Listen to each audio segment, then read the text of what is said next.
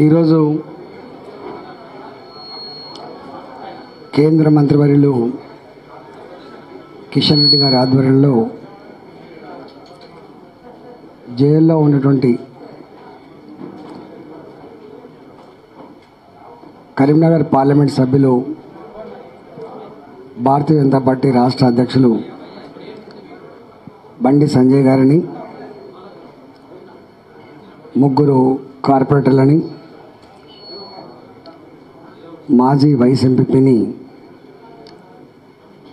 వారు, నేను, వివేక్ గారు, మా అధ్యక్షుడు కృష్ణారెడ్డి గారు, తుల ఉమ గారు, అదేవిధంగా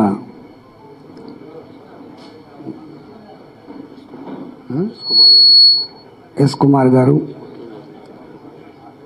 మా 4 జిల్లాల అధ్యక్షులు ప్రతాప రామకృష్ణ గారు, సత్యనారాయణరావు గారు, అదేవిధంగా పెద్దపల్లి మాజీ శాసనసభ్యులు రామకృష్ణారెడ్డి గారు, ముత్యంజయం గారు, వీళ్ళందరూ కూడా రేపు ఇవాళ ములాఖాత్ ఉంది, అందరిపై కలుస్తారు. నిన్న జరిగిన సంఘటన అత్యంత హేయమైన, నీచమైన, ప్రజాస్వామ్య విలువలకు పద్ధతికి విఘాతం కల్పించే చర్యగా మేము భావిస్తూ ఉన్నాం. దీన్ని తీవ్రంగా ఖండించడమే కాకుండా దీని మీద విచారణ జరిపి బాధ్యుల మీద తప్పకుండా చర్యలు చేపట్టాలని చెప్పి మేము కోరుతా ఉన్నాం.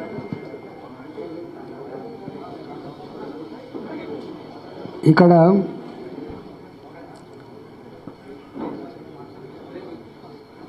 ఉద్యోగ సంఘాలు కానీ, టీచర్ల సంఘాలు కానీ, లేదా మరేదైనా సంఘాలు కానీ వాళ్ళకి ఏదైనా సర్వీస్ పరమైన మ్యాటర్ వచ్చినప్పుడు సంఘాలతో వాళ్ళ డిపార్ట్మెంట్ ఆఫీసర్లు కూర్చొని ఈ సమస్య రిజాల్వ్ చేస్తారు.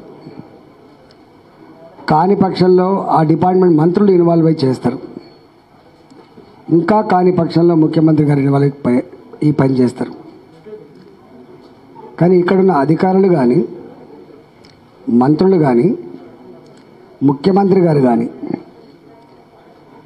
టీచర్లు కానీ, ఉద్యోగ సంఘాలు కానీ వాళ్ళు కలవకుండా, వాళ్ళ సమస్యలు వినకుండా, వాళ్ళ ఉసురు పోసుకున్న సందర్భంలో వాళ్ళు చెట్టుకొకరు పుట్టకొకరు మమ్మల్ని ఆదుకునే నాదులు లేడా అని చెప్పి కన్నీళ్ళు పెడుతున్న సందర్భంలో కన్న బిడ్డలు ఒక కనిపించిన అమ్మ నాన్న మరో కాడ, భర్తో కాడ, భార్యో కాడ, ఒక్క మాటలో చెప్పాలంటే ప్రశాంత జీవితంలో మట్టి కొట్టి అల్లకల్లను సృష్టించి వాళ్ళు వేధించే ప్రయత్నం చేస్తున్నప్పుడు బాధ్యత కలిగినటువంటి భారతీయ జనతా పార్టీ ప్రజల పక్షాన నిలవాలి. కాబట్టి ఇట్లాంటి సమస్యలు వచ్చినప్పుడు ఉద్యోగుల పక్షాన, టీచర్ల పక్షాన నిలవమని చెప్పి కోరినప్పుడు మా అధ్యక్షుడు స్వయంగా ఇదే పార్లమెంట్ ఆఫీస్లో, ఈ ఆఫీసులో జాగరణ ప్రోగ్రాంకి పిలుపునిచ్చి కోవిడ్ నిబంధనలకు లోబడి, ప్రజాస్వామ్య సూత్రాలకు లోబడి దీక్ష చేస్తున్నప్పుడు స్వయంగా ఇక్కడున్న సిపి ఆయన నాయకత్వంలో వాటర్ కెనాన్లతో శత్రువుల మీద దాడి చేసినట్టు చేయడం, కిటికీలు దర్వాజాలు పగలగొట్టడం, గ్యాస్ కట్టలు తెచ్చి డోర్లను విరుక్కొట్టడం, గొడ్లను కొట్టినట్టు కొట్టి పెట్టకూడని సెక్షన్ల కింద కేసులు పెట్టి ఇవాళ అరెస్ట్ చేయడం జరిగింది. ఇవన్నీ కూడా పథకం ప్రకారం ముఖ్యమంత్రి గారి ఆదేశాలతో ఇవన్నీ చేసింది తప్ప కేవలం కింది ఆఫీసర్ చేసినట్టుగా మేము భావించట్లేదు. మేము ఒకటే అంటా ఉన్నాం ముఖ్యమంత్రి గారిని, 317 జీవో సవరణ చేయండి అంటున్నాం. సవరణ మా కోరిక మేరకు కాదు, వాళ్ళు ఏ అభ్యంతరాలు అయితే లేవనెత్తిండ్రో అలాంటి అభ్యంతరాన్ని పరిష్కరించండి. ఎందుకంటే ఒకసారి అలకేట్ అయితే మళ్ళీ కష్టమైతే జీవితం నుంచి బాధపడుతున్నారు. దీంట్లో మొట్టమొదటి దోషి సీఎం గారే కాబట్టి. ఎందుకంటే 2 జోన్లని 7 జోన్లుగా మార్చి 10 జిల్లాలను 33 జిల్లాలుగా ఏర్పాటు చేసుకొని ప్రెసిడెంట్ గారికి ఆమోదం కోసం పంపినప్పుడు జీవో 124 ద్వారా 3 సంవత్సరాల కాలపరిమితిలో మీరు స్థానికతను ఆధారం చేసుకొని ఈ జోన్లు కానీ జిల్లాలు కానీ వచ్చిందే స్థానికత కోసం వచ్చింది. 69 ఉద్యమం జరిగినప్పుడు కానీ అంతకన్నా ముందు ఉద్యమాలు జరిగినప్పుడు కానీ నేటివిటీ అనేదే ఇలా ప్రధానమైన ఇన్స్ట్రుమెంట్ కాబట్టి సీనియారిటీ ఫిక్స్ చేయండి, బాధ లేదు, కానీ సైంటిఫిక్గా చేయండి. రెండవది స్థానికతను గమనంలో తీసుకోండి అని చెప్పిండు.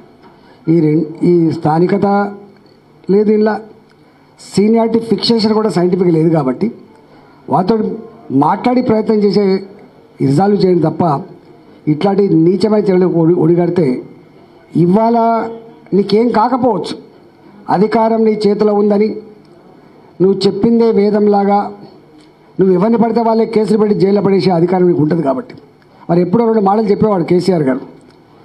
ప్రభుత్వానికి 2 విశేషమైన అధికారాలు ఉంటాయి. ఒక అధికారం ఎవరినైనా జైల్లో పెట్టే అధికారం, ఇంకొక అధికారం ఎవరి మీద ట్యాక్స్ చేసే అధికారం ఉంటుందని చెప్తా ఉంటాడు.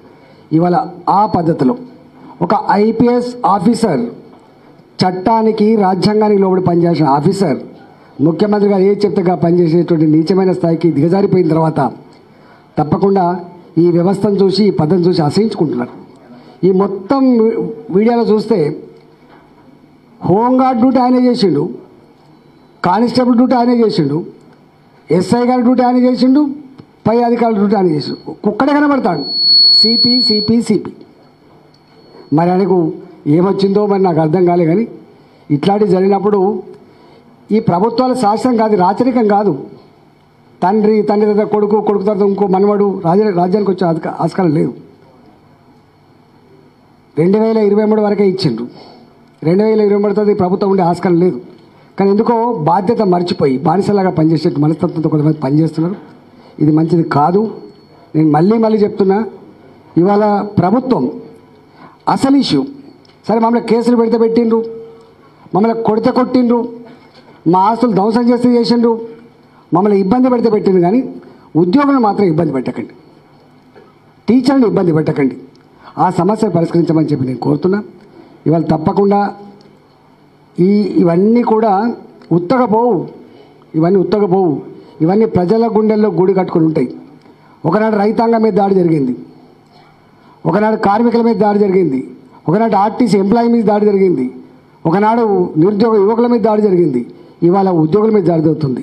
ఏ ఒక్క వర్గాన్ని కూడా వదిలిపెట్టకుండా ఇట్లాంటి నీచానికి ఈ ప్రభుత్వం ఒడిగట్టింది. తప్పకుండా ఇవాళ వీటన్నిటి మీద రాబోయే కాలంలో ప్రజల పక్షాన నిలబడి ప్రజలకు అండగా ఉండి వాళ్ళ సమస్యల పరిష్కారంలో భారతీయ జనతా పార్టీ నా శక్తివంచన లేకుండా పనిచేస్తా అని చెప్పి తెలియజేస్తా ఉన్నా. హాయ్ ఫ్రెండ్స్, మా టుడే టుమారో యూట్యూబ్ ఛానల్ చూస్తున్నందుకు చాలా థ్యాంక్స్. మరిన్ని లేటెస్ట్ వీడియోస్ కోసం వెంటనే సబ్స్క్రైబ్ చేయండి. అలాగే ఈ బెల్ ని కూడా రింగ్ చేసేయండి. మా నోటిఫికేషన్స్ అన్ని మీ మొబైల్లో వస్తాయి.